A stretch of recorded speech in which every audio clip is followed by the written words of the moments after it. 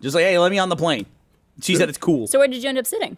In the bulkhead, like the first row of economy, which is where I booked He myself. was initially. co-pilot okay. that day. Yeah, so It's probably the equivalent of where your first class seat was, but it was. Yeah, it's probably just a little exactly bit the further same in that spot. plane. So I got on the plane and flew down to Houston. But then I was worried the whole time I was in Houston. I was like, if she didn't fix it and they think I didn't get on the first leg, they're going to cancel my return leg. So like the whole time I was stressed out. I was freaking out Should've about just that. driven there. Well, I thought it would be way easier just to fly. Yeah, The place also, I booked myself the interview. There's 2 interview locations in the Houston airport.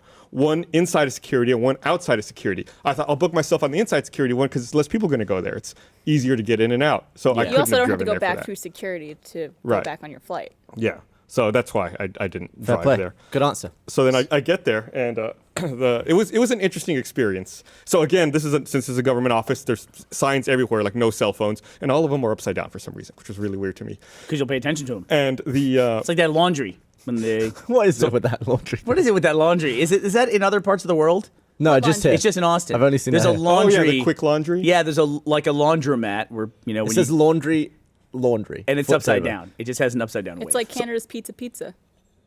Laundry. I don't know what that means. Classic. So I walk into this office in Houston, right? And the office is about the size of this podcast set. Oh, really? It's tiny, and it's like one dude, like one customs officer at a desk. Were they able and to he's- order a he's- smaller couch for He's that one? interviewing someone.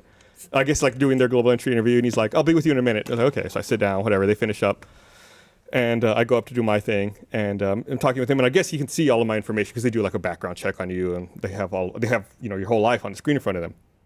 He's like, "Filmmaker, huh?" I was like, yeah. He goes, "What kind of films you make?" Well, I was like, "It's complicated. We do stuff on the internet." You make it sound like porn. Yeah. It's not Immediately. porn, it's comedy. And he goes, "Oh, okay." He's like, I love movies. Like, I love watching movies. I was like, "Oh, really?" He goes, "Yeah." He's like, "I'm a huge fan of Wes Anderson movies." He's like, "Oh, what's that Wes Anderson movie that was filmed in Houston?" It's like, "Oh, Rushmore." I said, "I love Rushmore. It's one of my favorite movies." He goes, "Yeah, I love that." Is he quizzing you? I don't know. And this is going to make you question that even more. Were you then like, shut the fuck up, I don't care about your life? So then, true American fashion. So then he's like, "I really like good films. I hate those trashy films. Like a friend of mine invited me over to his place. He's got a pool, and he had a screening for that movie Sharkdanko." I was like, Sharkdanko? "Yeah." I was like, "What?" He's like, "Yeah, James Franco's Sharkdanko, famous the sharks, and they're like flying in the air." I was Flying like, the Dankos? I was like, okay. He goes, yeah. He's like, and then he was like, he didn't ask me, like, "What's your favorite film?" It's like, "I don't know. I was like, I like Ghost World a lot. I think Ghost World's a really good movie." He goes, "Oh yeah." He was like, "I don't think I've seen that one." I was like, "It's got Thora Birch and Scarlett Johansson." He goes, "Oh yeah. It's also got Steve Buscemi in it, right?" I Wow, was this like, guy's... He's fucking with you at this point. I was like, okay, like, is this a test? Like what you said? Yeah, he's fucking with you, it feels like. Because he heard you were a filmmaker, so he's testing you by throwing out stuff That he can't knows be a is real wrong. thing they do. Maybe. You don't know, Barbara. I don't know, but Americans are shifty. You'll find out. I never said anything. I didn't question it.